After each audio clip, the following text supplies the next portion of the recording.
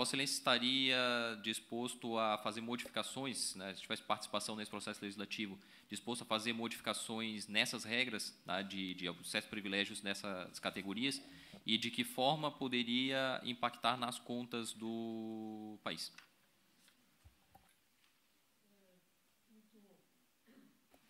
Muito oportuna esta pergunta da Cristiane, porque tem duas questões que eu queria colocar. A primeira é, eu vou voltar na história da mangueira e do furo, né?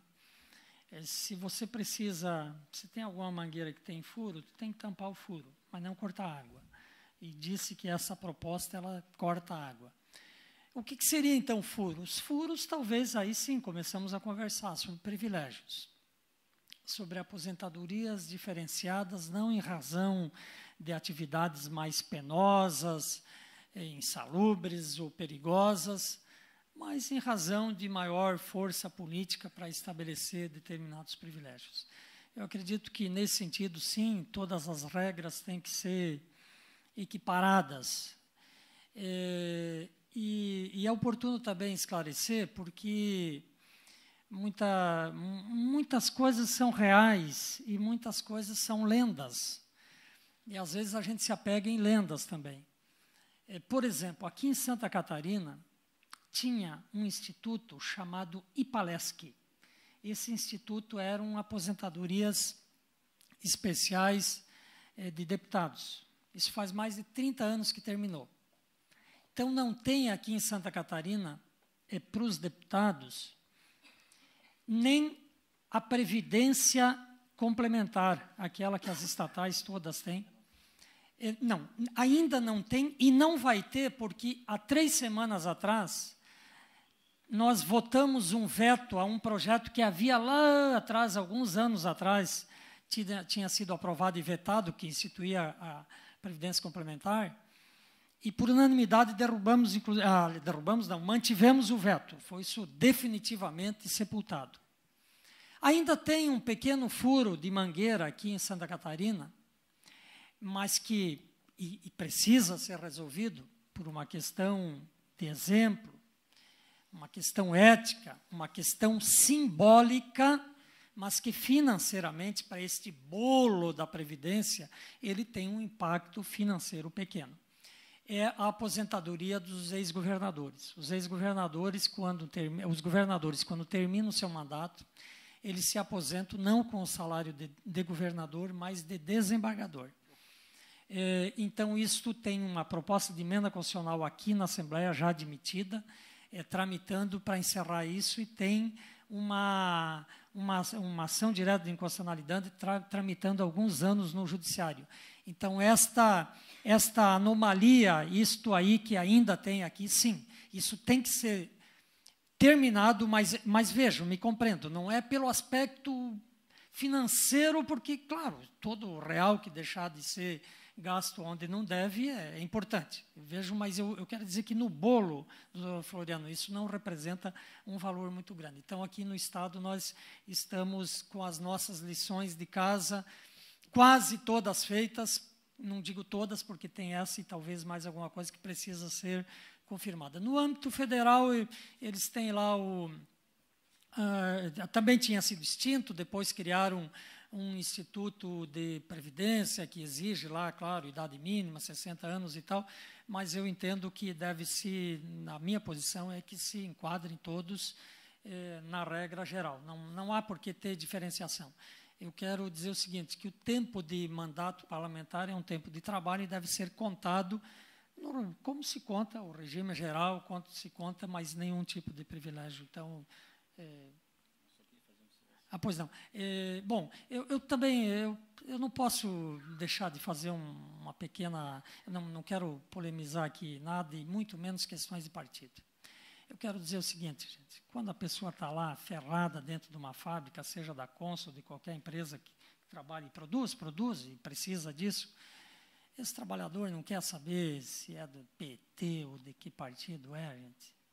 Nós temos que pensar mais nas pessoas, no povo, do que nos partidos. Digo isso com muita tranquilidade. Então, não quero polemizar aqui nenhuma coisa de partido. Agora, não posso concordar que essa reforma é do PT. não estou aqui, não vou defender PT, não quero polemizar partido. Houve uma proposta enviada pela ex-presidente ao Congresso e aprovada de reforma de Previdência, que foi o fator 85/95, que essa emenda constitucional está revogando. Por que revogar? Recém foi aprovado e era mais justo. Inclusive, depois ele vai aumentando para 86, até chegar ao 90 e 100. Se há questão de aumento de idade, já está feito aí, não precisa PEC. Já foi aprovada 2 anos atrás. Então, eu quero dizer que, não, aí realmente quem fez a autoria tem que assumir. Tinha discussão, sim, em outros governos, mas não nesses termos. Eu queria fazer isso porque não achei justo deixar um carimbo em cima de um partido, de uma coisa que isso a gente pode discutir em outro momento, mas eu acho que quem fez tem que assumir a responsabilidade. E até porque, seja de quem seja, nesses termos, não dá para concordar. Não importa o partido. Não importa partido. Partido não bota comida na mesa de ninguém. Não constrói escola e não constrói posto de saúde. E não aposenta ninguém, a não ser se for alguma coisa de privilégio. Eu acho que nós temos que pensar acima dos partidos políticos. Ou nós pensamos, de fato, em alguma coisa para esse país, ou nós vamos viver nos carimbando um com o outro, criando ódio e a raiva, como tem sido implantado nos últimos tempos. Sempre querendo carimbar alguém. Chega de carimbo, vamos discutir o que, de fato, importa para a população brasileira. Acho que eu quero só uma prévia aqui. Uma réplica, porque eu sou advogado, então tem que ter a réplica. Só para deixar claro uma coisa, eu não tenho vinculação a partido algum, e não tenho carinho por partido algum, e eu acho que a reforma previdenciária está acima de tudo e de todos. A questão da fórmula 85/95 foi uma fórmula, eu conheço um pouquinho de previdenciário, foi uma fórmula do Pepe Vargas, que defendeu lá e trouxe, e que foi benéfico. A MP 664, perdão, tão diabólica que era, 664. Foi do governo passado, que virou a Lei 13.135, número 13, e o número 135 é do INSS, que acabou praticamente com a pensão por morte. Eu também não tenho aqui de descredenciar qualquer partido ou não me interessa isso. Mas que esta do reforma que está vindo foi feita, eu sei quem fez, eu vou passar para o deputado, chama Paulo Albuquerque e Gabas, ministro Gabas. Eles que elaboraram essa PEC. E o governo Temer, que era o vice-presidente, trouxe essa PEC, e o Caetano, inclusive, o Paulo Albuquerque faz parte do grupo do Caetano de discussão da PEC previdenciária. Então, não é descredenciar a partida, até porque eu tenho um carinho enorme pelo senador Paulo Paim, entre outros parlamentares do PT. Então, não foi descredenciar partido algum, nada disso. Eu só quero falar, sem entrar em política, sobre a Previdência Complementar do deputado. Eu acho que não é privilégio. Pode ter, sim, Previdência Complementar, claro, de qualquer sistema. O servidor público federal que entrou a partir de 2013, todos, vou repetir, a partir de fevereiro de 2013, todos, seja juiz, seja auditor, seja que carreira for, ele é obrigado a cumprir 2 requisitos. Ele tem o direito de ficar no regime próprio até o teto da Previdência. E, a partir daí, a partir dos 5.000, se ele vier a receber mais do que isso, ele pode, se quiser, participar do Fundo de Previdência Privado, que é a FUNPRESP. Então, deputado, quando digo Previdência Complementar, o deputado também poderia. Quer dizer, os estados que tem, São Paulo, por exemplo. São Paulo também tem. Né? Está lá, já foi implantado em 2012, em São Paulo. No Rio, em 2014. Aqui, federal, em 2013. Então, pode participar de Previdência Complementar, sim. Nada além de ser facultativo, não é privilégio. O que se estabelece é que a regra teria que ser uniforme para todos. Né? Aqui em Santa Catarina tem um projeto já aprovado de Previdência Complementar para os servidores, né? Que não foi instituído ainda, mas foi aprovado.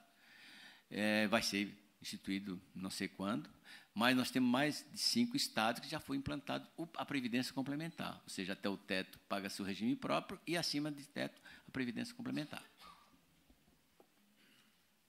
Professor Samuel.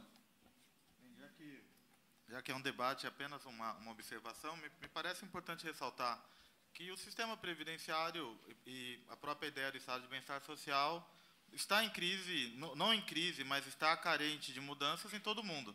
Né? Obviamente que o modelo de Estado de bem-estar social que surgiu na década de 30, ele não vai ser igual no decorrer do século XXI.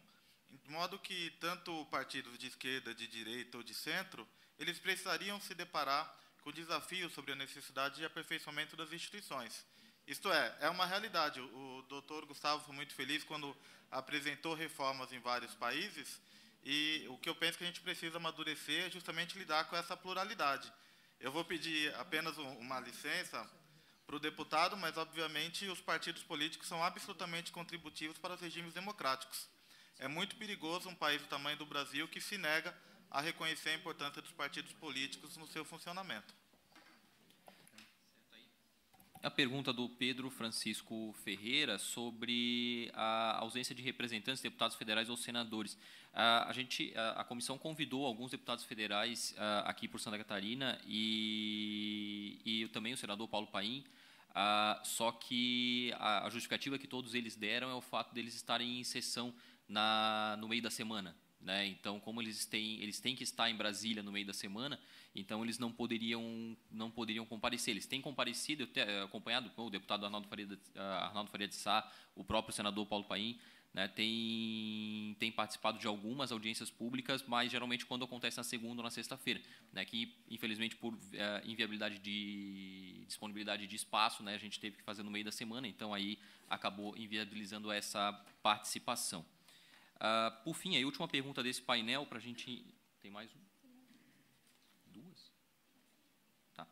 Só para a gente encerrar esse painel, então chegou mais uma aqui. Pergunta do Diógenes Fonseca, membro da nossa comissão. Cadê o Diógenes? Diógenes, mais um que foi citado e saiu no momento. Então, eu vou, já que o Diógenes não está aqui, eu vou fazer a outra pergunta, que não tem aqui a identificação. Aqui a administração pública municipal tem cobrado dos servidores a cota de 11% do salário para fazer a Caixa da Previdência de regime próprio, mas a contrapartida do município não está acontecendo. Aliás, o município está parcelando essa dívida que já está em mais de 200 milhões de reais. O que a Justiça pode fazer contra esses maus gestores? Como puni-los? O que estão esperando para fazer esse tipo de situação parar? Será uma improbidade administrativa? Acho que pode ser. Quem é que gostaria de responder? Hélio ou Samuel? A responsabilidade do gestor pela ingerência... A minha fala ela foi um pouco nesse sentido. O que me parece é que, durante muitos anos, nós trabalhamos as questões referentes às finanças públicas como uma questão de natureza eminentemente técnica. E o que eu penso é que esse debate sobre a previdência social, ele tem indicado que essas questões têm uma natureza republicana e eles precisam ser levados com a mesma seriedade, não apenas por parte do administrador, mas também por parte de cada um de nós. Não é? O doutor Floriano estava fazendo a projeção na possibilidade, se efetivamente tivesse sido levado a efeito o projeto da criação de fundos para a saúde e para a previdência, o nível de desenvolvimento social que teríamos nos dias de hoje. Então, durante décadas a fio, essa temática, seja no âmbito federal, estadual ou municipal, ela foi discutida exclusivamente no âmbito de uma discussão técnica, como se ela não fosse de uma importância fundamental para todos nós. Eu penso que, da mesma forma que para o empregado é importante ele acompanhar se o seu FGTS está sendo depositado mensalmente, para o cidadão é importante acompanhar se a pessoa jurídica de direito público está fazendo o repasse efetivo. Né? Eu penso que a não transferência desses recursos para o sistema de seguridade, em qualquer nível federativo, é algo que tem um impacto na vida dos cidadãos que pode ser desastroso. Né? Então, obviamente que é difícil responder de forma peremptória uma questão dessa complexidade, mas eu espero que, de toda essa discussão que nós estamos desenvolvendo, nós tenhamos um acúmulo no debate público, no reconhecimento da importância da discussão do investimento na Seguridade Social, nos 3 níveis da federação, e de um acompanhamento social sobre isso. até mesmo na existência de observatórios ou algo nesse sentido, para acompanhar se esse repasse tem sido feito. Outra coisa que me chama a atenção, a pergunta foi oportuna nesse sentido, é quando você tem uma deliberação do Poder Legislativo, por exemplo, se tem uma configuração, eu não vou analisar um caso específico, por gentileza, mas você tem um Poder Executivo que não faz recolhimento, é algo absolutamente comum no Brasil, em inúmeras situações, e, posteriormente, o Poder Legislativo aprova uma lei, enfim, sendo condizente ou fazendo algum tipo de manejo e reconhecendo a possibilidade desse tipo de não recolhimento. Uma pergunta que me parece pertinente ser feita é: o Poder Legislativo tem competência para deliberar sobre essa matéria? Se nós levarmos a efeito, a quem pertence o investimento da Seguridade Social e do sistema de previdência? Essa é uma pergunta relevante, porque, pelo que me consta, esse sistema ele diz respeito aos trabalhadores e é um direito público subjetivo dos trabalhadores e dos contribuintes, obviamente, daqueles que são destinatários da assistência social. Então, a impressão que eu tenho, enfim, me aproximando da fala brilhante do Dr. Gustavo, é que, efetivamente, se cumprimenta com o chapéu alheio, e eu penso que nós, e instituições como a AB, a Anfip, têm um papel fundamental de criarmos uma cultura de acompanhamento desse tipo de investimento, porque, efetivamente, o que não dá é deixarmos uma discussão dessa importância como se isso fosse algo que não nos diz respeito. Eu só queria complementar aqui. Primeiro, a resposta foi perfeita, mas é a questão de cultura também. Primeiro, desculpa, deputado, mas o prefeito quer fazer tudo nos 4 anos. Ele tem uma visão curta da missão que qualquer pessoa tem. Não é só em Florianópolis que acontece isso. Em vários municípios. Nos 2 municípios que têm previdência própria, regime próprio, nós temos 5.570 municípios, desses 2.000, 2000, nós temos regime próprio. Nós tivemos vários e vários problemas desse tipo. Ou seja, o prefeito vê uma montanha para ele de dinheiro, a primeira coisa que ele faz é estancar. Eu tenho que fazer uma estrada ali, apertar um buraco ali, fazer uma escola ali, portanto, eu deixo de repassar o recurso para o fundo previdenciário, que não é previdência complementar ainda. É regime próprio com capitalização, com gestão de capitalização. É diferente, muito diferente, mas que tem participação dos servidores, que é fundamental. Infelizmente, está acontecendo em vários municípios, e que, ao longo do período, ele vai empurrando com a barriga, consequentemente, quem vai pagar são os municípios. Mas, Floriano, é importante ressaltar também, acho que quem fez a pergunta, gostaria de saber qual é a responsabilidade do gestor. Ele responde sim, criminalmente, civilmente, inclusive com o seu patrimônio individual. Ele responde.